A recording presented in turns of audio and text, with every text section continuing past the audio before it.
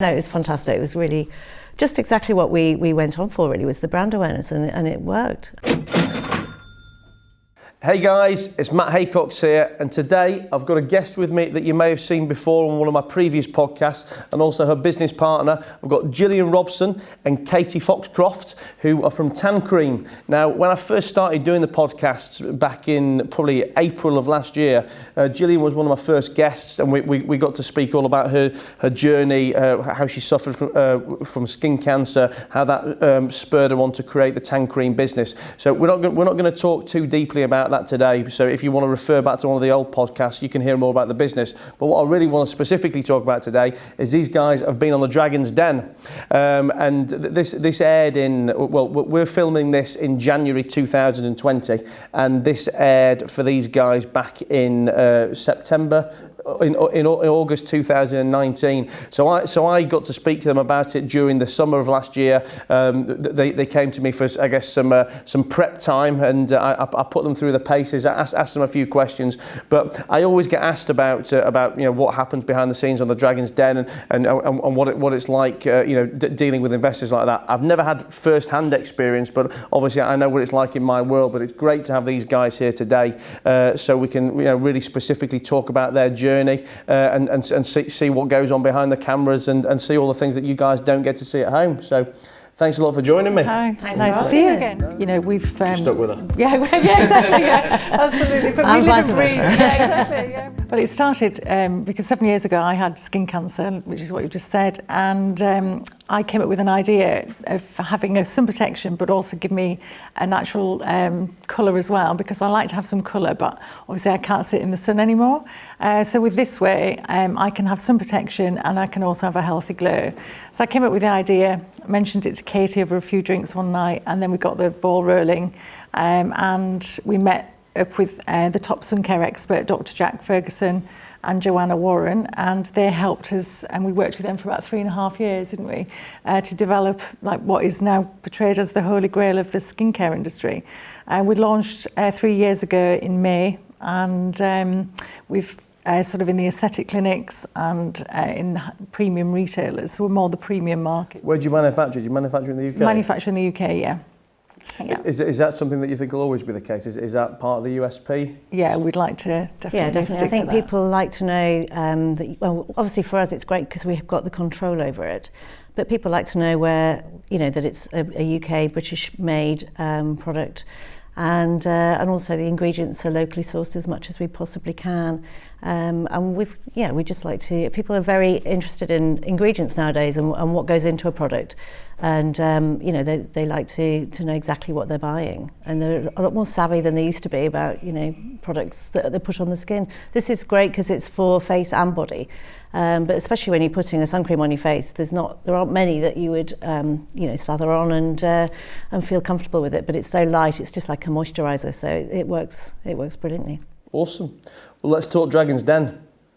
So how did you, how did it come about? Were you looking for investment or did they approach you? Was it just for fun at the time? Well, at the time we were actually working out our plan for the future and our marketing plan. We never say no to anything that's going free, so we've got lots of funding to look at our business projections, and we were working with a company, and we just we were saying, well, this is our 3-year plan.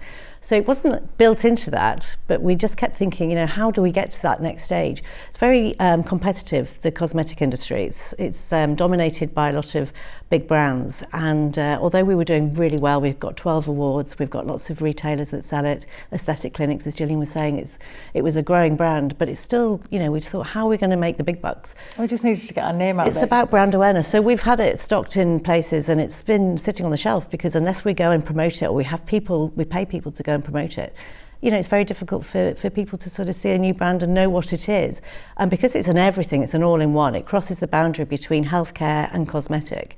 It's like a pharmaceutical product, or it's called cosmeceutical. Yeah. So we've always said, and everybody that we speak to about our business, they always say, oh my God, you should go on Dragon's Den, it'd be perfect for that. We just laughed, didn't we? Yeah. We used to think it was just, a bit of fun, but we kind of applied really sort of on a bit of a whim, didn't we? Yeah, well, I didn't tell Gillian. And then we got the phone call in the January to say, you're through to the next round, and I'd even forgotten I'd done the application. So it was one of those, you know, really, we'd already talked about it. You didn't tell it at all until you got the phone call? And I'd actually applied before we'd even launched and heard nothing. And so when we were at the right stage in our business because we had a really proven product. We've got lots of recommendations, testimonials, retailers, and it was a growing business. So we knew we were at the right stage, and so we got through to an audition.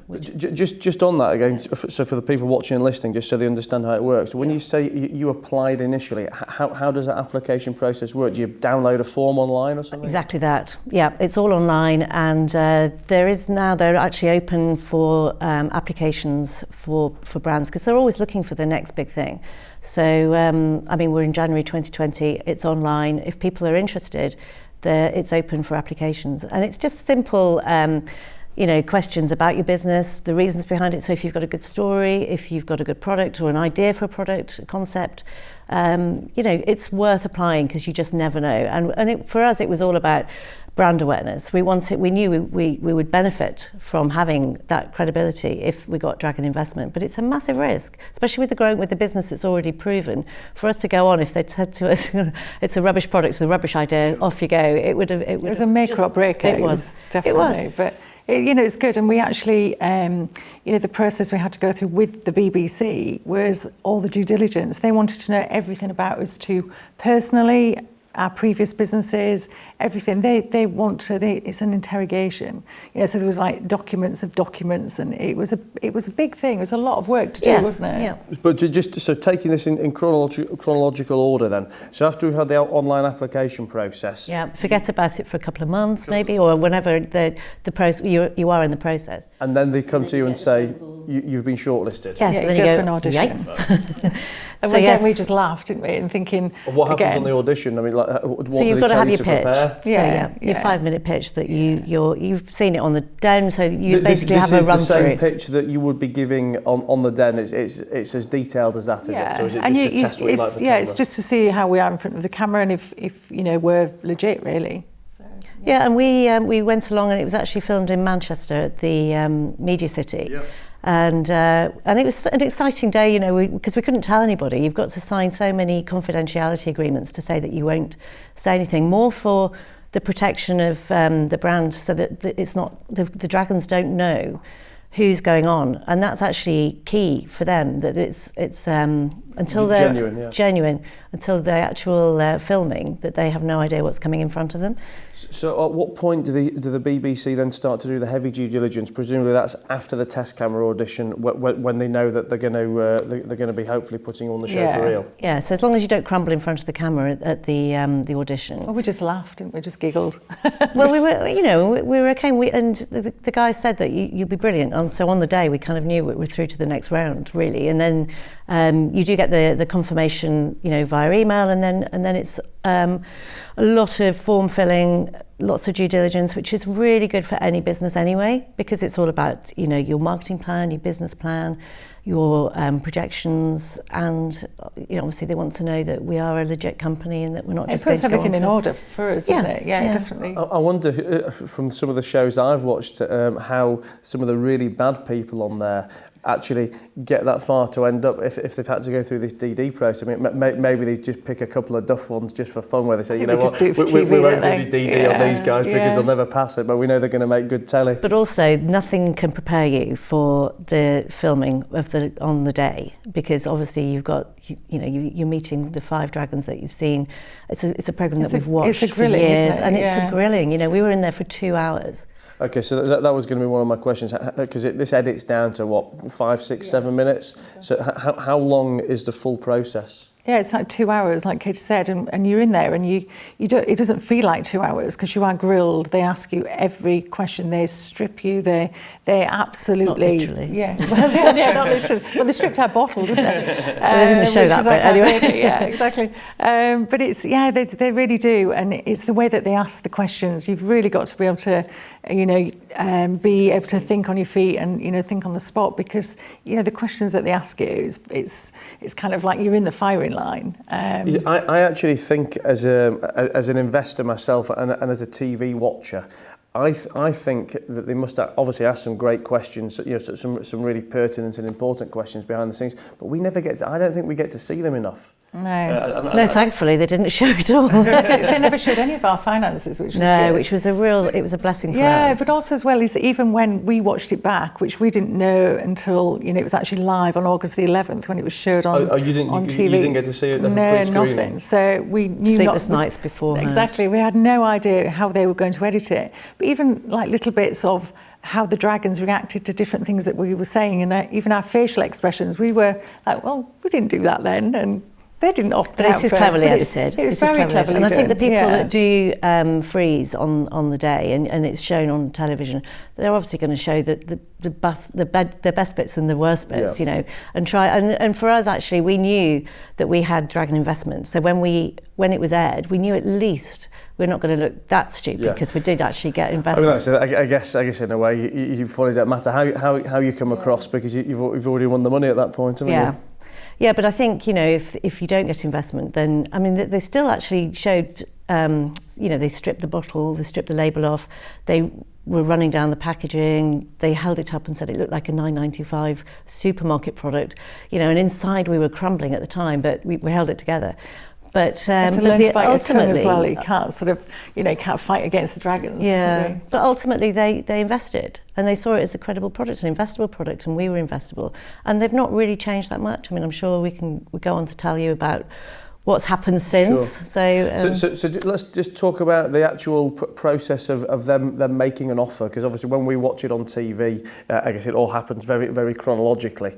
Does it happen like that when it's happening as well? Yeah, pretty much so, doesn't it? And is it a fluid conversation, or is there kind of lots of stopping and starting for the sake of the camera as well? Repeating sentences. It just flows, and then just absolutely exactly real. Yeah, exactly how you see it on telly. Almost like a genuine investment meeting with a fly on the wall camera. Yeah. And it is their money, at the end of the day, they are investing their own cash. So they do have to grill you. They do have to ask the right questions, because they need to know from that.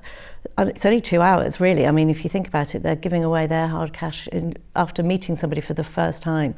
And so they do need to drill down and make sure that you are who you say you are, and that you've done the right things, and that you've gone through the right processes of your business. So yeah, it flows, but they do go from one dragon to the next. So they ask you individually, and then you get the feedback from some that they're interested, and then instantly if they're not. So it's good. So of the 5 dragons, how many made you offers? 3. And obviously, I guess for the guys who haven't seen the show yet, you were offered from Peter Jones, and you turned that down. Yeah, we did. Why? Yeah. Well, as soon as I'm sorry to interrupt before you answer. Did you go in there knowing that you wanted a specific dragon to invest? No, we didn't. No, we were. Obviously, it's a program we've watched for years, like Katy said earlier, and they are all such amazing people. They're all fantastic entrepreneurs, and just to have them actually believe in us and believe in our brand was such a major achievement for us, wasn't it? We did play it out the night before, though, because we were in a hotel around the corner, because they do put you up in a hotel. Yeah. And we were thinking actually it would be good to have 2 rather than 1, because there's 2 of us. We were just laughing though the night before, as if we were even going to get investment. We were just making jokes about it, and that was without any drink, because we didn't drink at all the night before, did we? We were so good. But yeah, and it was so we didn't, we just wanted an investment. We just want them to believe in us and the product, and so to actually have Peter Jones make an offer was incredible, and it absolutely brought me to tears. Literally, I cried on national television, which is not a good look. Was he the first one to offer of the 3? No, Sarah was, but she wanted quite a large proportion of the business. Then it went on to Peter, who was so lovely about us, wasn't he? He was so credible. Yeah, very optimistic, and he was great. And so that then, straight away, we both had lumps in our throat, and it was just amazing hearing those words. And then he obviously undercut Sarah, and then Tuka stepped in and said that he wanted to share it offer the same as Peter, but share it with Sarah. That was going to be my other question. Was going to be did Tuka invest on offer on his own, and you went and said, well, I'd like you both, or it was actually his suggestion? It was his suggestion, yeah. So he didn't want Peter with him, so he wanted Sarah. So, but it was a case of, we had the same investment opportunity with Sarah and Tuka, so we had 2 dragons for the price of one, essentially, and to have one person would mean that they had quite a large, shareholding. Whereas if it's split between 2... What was the deal you did? I presume you can tell us because it was on telly anyway. So what? So it was 75,000 for 25%. Combined, so they get 12.5% each. Yeah. And what did you go in there offering? What was your pitch to them? It was 75,000 for 10%. Okay.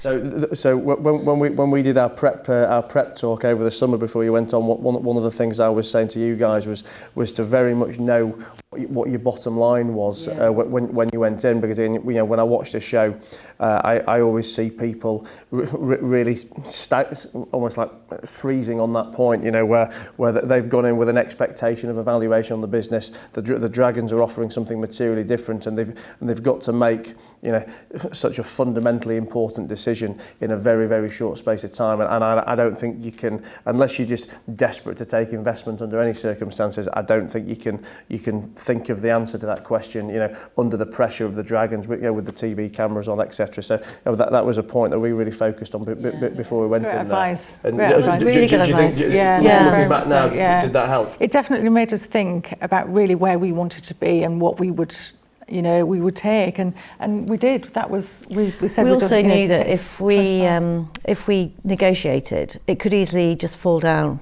because a lot of people have tried that.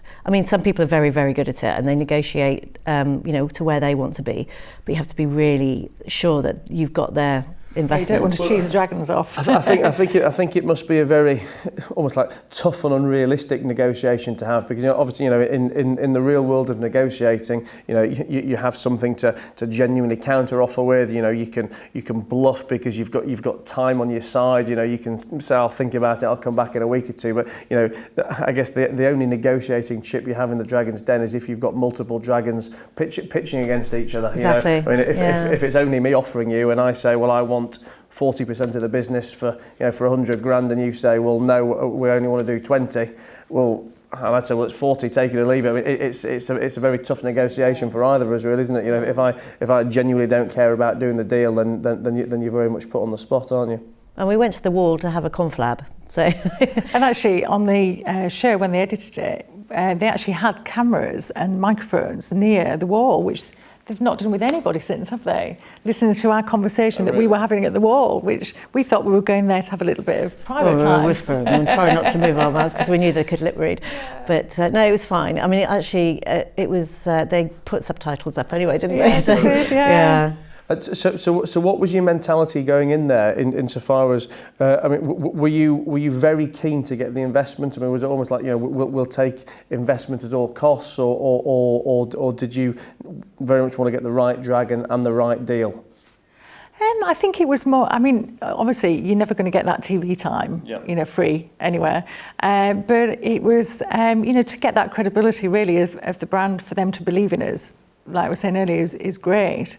We wanted investment. We wanted them on board to, let them help us drive the business to the next level. Because like Katy said earlier, we were ready for that next stage of our business, and they were the right people to do it. So, and what the Dragons actually bring to the table is not just the money; it's their support, their contacts, and their advice for the business, and it's invaluable. Well, 100%. Obviously, it depends what individual people's businesses are, but so many times, the importance of having an experienced mentor or business person or someone with the connections, can be worth infinitely more than the money. I guess with a product like yours, if you had someone who could open the door to putting you on the shelves of a big retail chain, well, just by making a phone call, then there's almost no amount of money that that could ever come and compete with that. Yeah, and it's also lovely for us to have different sides of the business. So Sarah is really into TV shopping. That's a lot of her business is done on you know, the TV shopping channels, which was an area that we'd dabbled in but not really pushed. So it's really focused us on that, because that's a huge audience that, you know, really is very different to any other sort of medium. So it's a really different side of our business now that we are. It's a great way for us to be able to tell the story and talk about the product in front of an audience of people, and that way, obviously, it's massive increase in our sales. And have you already started to see the uplift in sales since the show aired? Yeah, very much so. Yeah, I mean, on the night it was amazing, the amount of people. I mean, we watch the show and don't necessarily go straight on and Google somebody or go onto the website, but it's amazing how many people do. It was, you know, you sort of hear that people's websites crashed on the night, but and we were warned beforehand from the BBC to, you know, make sure our website was strong enough to put it on its own server. Had people watching over it. It was it was fantastic. It was really just exactly what we went on for. Really, was the brand awareness, and it worked. And then we got on the back of that. We've had TV interviews, radio interviews, and lots of publicity. And it's just being able to say that, you know, we've got Dragon investment it's good for the credibility of the brand. So let's talk about actually getting the investment then, because these are the bits that people don't get to see on TV. So you had the offer made, 25% of the business, £75,000. You've got Tuka and you've got Sarah. What happens then when you walk out the room? I mean, I presume you're not walking out with a cheque. Just grab the cash. So everything that the BBC did, all the due diligence, that is with the BBC. It then starts with them too, and obviously their team of people want to know everything about us and a lot more in depth. So we had all the due diligence to go through again, a lot more in depth.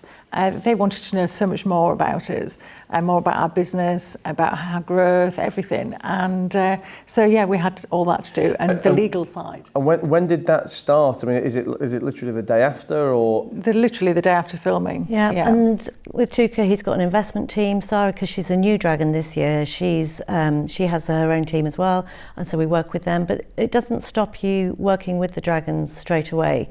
So, I mean, Sarah's helped us to get on TV shopping. She's opened doors for us already, and we're looking at expanding overseas. We're doing TV shopping in Germany, QVC this year, and then also we're going over to hopefully investing in America as well. So it's very exciting, awesome. And that's all through, you know, contacts with Sarah. So it's amazing how it does actually just bring a different dimension to your business. What do you see as the difference between the two Dragons? You know, what are the different personality traits? What are the different things that they both bring to the table? Well, Sarah's very hands-on, and we call Tuka back office because he has an investment team. He's so busy and he's got lots of businesses himself. He also has a lot of investments because he's been on the programme for so long. So, I mean, Sarah is obviously the first time we were her very first investment, and she's so involved and passionate about. She was really excited about the whole thing. So she's very much, you know, sort of more hands-on, which is great for us, because actually we're very much in charge of the business still, and it's our business. We run it from a day-to-day basis. But if we need advice, support, contacts, they're there to help. I think as well, you know, it's so important that you've got someone that you can resonate with. You know, I mean, again, as much as you need the money, as much as you need the exposure, you know, to have to, you know, to work with an investor long term where you can't get on with them, or where there's personality clashes. I mean, I guess the only way I would describe it would be literally like a marriage. You know, as soon as you're signing those investment documents, you know, you're stuck with these people for the life of the business, and if they're not people that you can get on with, I think, you know, you need to think very, very carefully about taking that money in the first place. Well, I think that's a bit like a business partnership. Like Katy and I, we've You're stuck with her. Yeah, exactly. Yeah, absolutely. But we live and breathe. Yeah, exactly. Yeah, we've tried to get rid of each other so many times, haven't we? We see each other more than we see our husbands. Yeah, she's my work wife. But we have such a good time together, and you know, even, you know, in our personal lives, obviously everybody has their, you know, crises and whatever, and we cry, we laugh, we have fun together, and that's all part of the journey of the business, you know. And getting on is so, you know, we do get on really well, don't we? Yeah. We socialise together. Yeah, and we do. We socialise together. We had Sunday lunch together, all our families, and it's just really nice. And I think you've got to have that, you know, like personal and business, and trying to keep them separate. But we manage it really we well. We haven't invited the dragons yet for Christmas, but watch this space. Well, never know, do you? But we do have a good rapport with them, and they are very, we see them as part of our business now, but it's still Gillian and I on a day-to-day. So, with Tuka, he's got all the luxury contacts. So when we're ready to grow the business in that sector, because obviously they did suggest lots of different things to improve the business, to improve the packaging and make it, because that's the industry that we're aiming at, is the luxury market. And so, they both help in different ways. Were there recommendations, things that you believed in as well, or was it very much so? Yeah, very much so. Yeah. Things that, it's kind of telling us things that we already knew, but to actually, they can help us, can't they? They can guide us. Well, and their money will help us to go to another production run and to increase our product range and do product development. So it's a necessary thing that we've gone through. It's been a fabulous journey, and we would recommend anyone to do it. So if you're recommending someone to do it, what would be your top 5 tips of how to get dragon investment? Obviously talk to you first. As flattered as I am, other than talking to me. But I guess on that, all joking aside, yes, I think it's super important, before you go into this situation, to have someone that you can talk to have someone that will grill you or ask you the kind of questions that you're going to get asked by these people. Absolutely. Because it's I say almost like a once in a lifetime or a very infrequent situation that you will be in, and I guess if you're not prepped before you go in there, these questions are going to be completely alien to you. So I think preparation. The preparation for us was really important, but getting the pitch right, because that's the fundamental part of the whole den situation, and that's the one thing that if you get it wrong, or you fall down or you freeze, it's just like cringing telly. So we're used to pitching, because we pitch to retailers, we pitch to our distributors, and in fact we pitch all the time when we're doing consumer. I have to laugh that when we were actually preparing for it, we were in the car and things, everywhere we went, wherever we were going through our pitch, weren't we? And the amount of times we fluffed it. It was just like, hello, my gosh, are we going to? Yeah. I'm Katie, and this is Gillian. And at one point I said, I'm Gillian, this is Katie, and then we said it so many times, you forget what your name is. So actually you do, but when you go in the den and as the doors open, and you walk out, and instantly Sarah was very warm to us.